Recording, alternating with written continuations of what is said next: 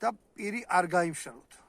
იარეთ შეგაშათ კიდე შეისხით და აი წყალი დაგეხმარებათ რომ არ დაიძინოთ, ანუ ძილი გაიფანტოთ. ეხლა კიდე რაც შეიძლება გადასვლის დროს შეიძლება არის ეგეთი ბუნებრივი ადამიანები, ვინცაც ცხოვრობენ ჩვენამდე და ეხლაც არიან ეგეთი ხალხი, ვინც იცის ამინდის გამოცნობა.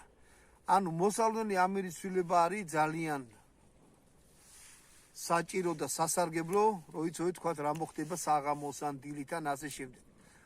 და ხალხში არის ეგეთი ცოდნა, მაგალითად ღრუბელი თუ ტალღოვანია, უამინდობა იქნება, ანუ იწვიმებს ან ითოვებს ან რაღაცა მოხდება.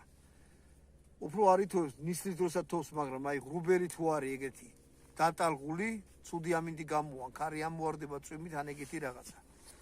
თუ ღრუბელი ქარის საწინააღმდეგოდ მოძრაობს, მოსალოდნელია თოვლი.